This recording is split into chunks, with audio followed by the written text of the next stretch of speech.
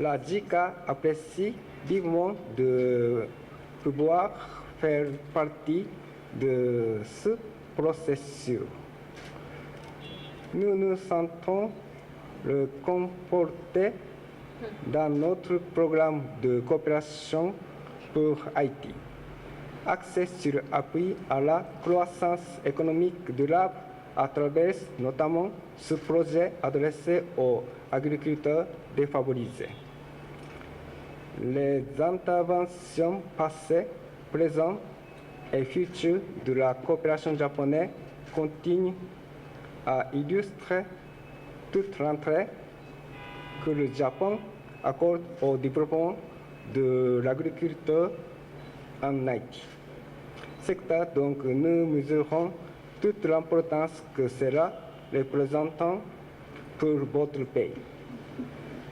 Monsieur le ministre, Mesdames et Messieurs les invités, avant de terminer, je voudrais vous assurer de l'engagement sans faille du gouvernement du Japon à soutenir Haïti dans l'attente des objectifs fixés dans la politique d'augmenter la production agricole et plus globalement dans le programme de gouvernement développé de l'agriculture. Permettez-moi aussi de souligner le sens de sérieux et d'engagement dont les partis haïtiens ont su faire preuve pour la pleine réalisation de ce projet. Dans le cadre de ce projet, le gouvernement du Japon mettra à la disposition du gouvernement haïtien, à titre de don, un montant total de 300 millions de yens japonais, soit un peu moins de 3 millions de dollars américains. Ce montant servira à l'achat de fertilisants chimiques pour les cultures de riz, maïs, bananes et haricots. Ces intrants agricoles modernes seront vendus à prix préférentiel aux différents producteurs répartis à travers le pays, qui sont les principaux acteurs de la sécurité alimentaire du peuple haïtien. Vu la situation actuelle qui prévaut en Haïti, telle que l'insuffisance de production agricole, le Japon constate la nécessité urgente d'augmenter la production au territoire haïtien et nous avons confiance que ce projet va aider les agriculteurs haïtiens à faire face aux situations difficiles découlant le plus souvent des aléas climatiques. Par ailleurs, ce qui est caractéristique à l'égard du projet et qui mérite d'être souligné est le système de la mise en place du fonds de contrepartie. Dans le cadre de ce projet, le gouvernement japonais octroie une somme d'argent japonais aux pays bénéficiaires afin d'importer des engrais et en contrepartie, le pays bénéficiaire doit garder après les ventes aux producteurs agriculture une somme de monnaie locale équivalente à la valeur des engrais achetés avec le don japonais. Cette monnaie locale, en l'occurrence la gourde en Haïti, doit être déposée dans un compte bancaire et on l'appelle le fonds de contrepartie.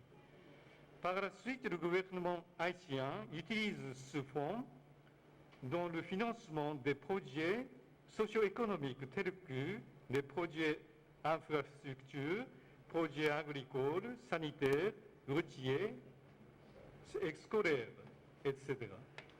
Votre Excellence, Monsieur le ministre Brutus, permettez-moi de vous rappeler que cette année 2014 est désignée comme l'année d'amitié Japon-CARICOM et nous avons l'intention de renforcer davantage la relation entre le Japon et le CARICOM, y compris la relation bilatérale avec la République d'Haïti. À cet effet, la tenue à Tokyo de la 4e réunion des ministres des Affaires étrangères Japon-CARICOM est prévue au cours de cette année.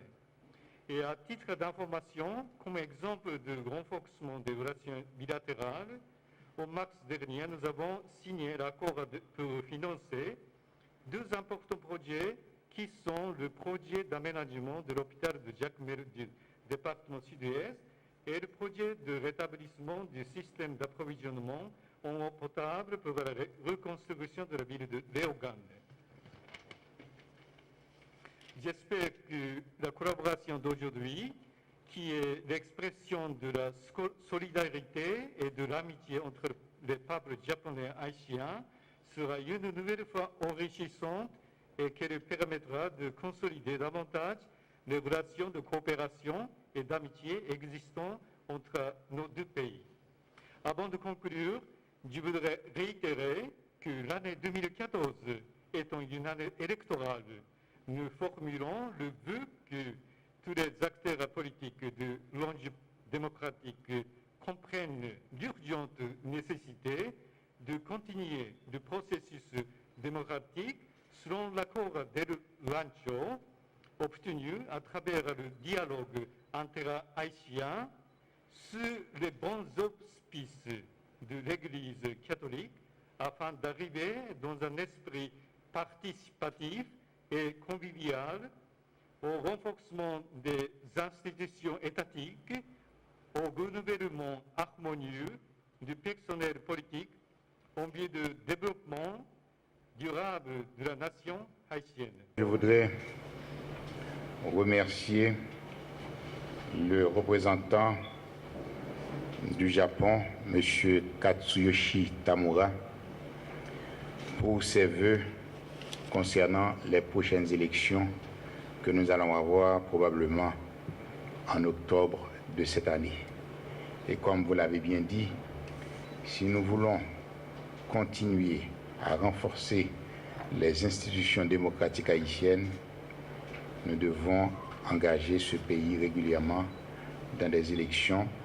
Et deuxièmement, ces élections, à mon avis, comme on l'a vu dans plusieurs pays de la région, sont source de stabilité politique, de stabilité sociale, et on a besoin de stabilité sociale pour assurer le développement économique de notre pays.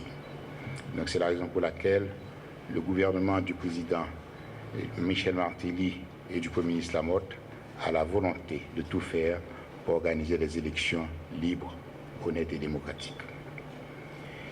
Je dois vous dire que je suis très heureux de vous accueillir ce matin au Palais de la Chancellerie en cette circonstance spéciale où, au nom du gouvernement haïtien, je procède à la signature avec le gouvernement du Japon de l'accord par échange de notes sur la sécurité alimentaire en faveur des agriculteurs défavorisés.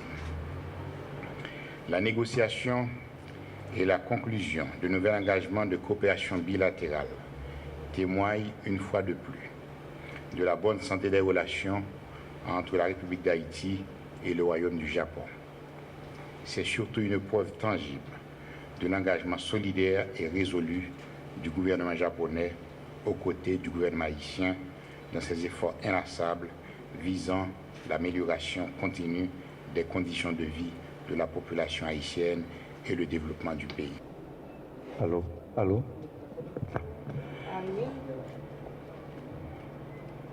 C'est de l'agriculture, c'est les mêmes qui vont assurer l'exécution projet. Ils vont permettre que, avec ce montant, nous pourrons continuer à acheter de l'engrais pour permettre que les agriculteurs dans différentes régions pays, notamment l'Antibonite, la zone de Kinskov, la plaine du cul-de-sac et le département sud, nord-nord-est, pour capable de joindre engrais à un prix que déjà l'État haïtien était fixé autour de 900 gourdes.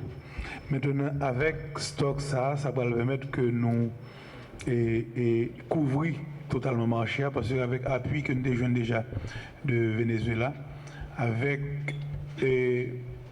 fournisseurs d'engrais locaux, donc ça permet jusqu'à présent nous couvrir en partie marché. Donc appui ça va vraiment aider nous à surtout répondre à pic agricole là côté pour campagne de printemps où on a besoin plus d'engrais toujours.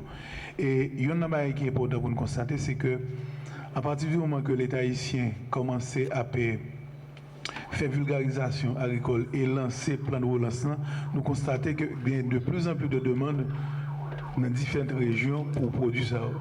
Donc, dans ce sens, ce projet, vraiment, il tombe à un point nommé pour l'État haïtien pour permettre que nous arrivions à couvrir le marché en produits fertilisants. Si vous vous rappelez, en 2012-2013, l'État haïtien était fixé prix engrais à 900 goudes et jusqu'à octobre 2013, prix engrais a été respecté. Et c'est là que difficulté au niveau du budget national, compte tenu que nous appliquons une politique de subvention de l'offre de l'engrais et que nous ne sommes pas capables d'accès au fonds, compte tenu que le budget a reconnaît que le pas de voter, il fait que entre octobre, novembre, décembre, janvier, on devine une hausse de prix engrais sur le marché. Maintenant, à partir du moment que nous commençons à joindre aide de Venezuela qui permettent que nous commençons à réguler le marché, où les prix commencent à retourner à et prix que l'État haïtien a fixé. Aujourd'hui, au niveau de la vallée de l'Artibonite, il y a des côtés, à cause de rareté des produits, qui dépassent le prix 900 gouttes que nous fixons. Donc, dans ce sens, avec appui ça que nous avons là, il va permettre que nous ayons plus d'engrais qui sont sur le marché. Et les gens qui ont essayé de faire et marché noir, mais ils n'ont pas de faire encore.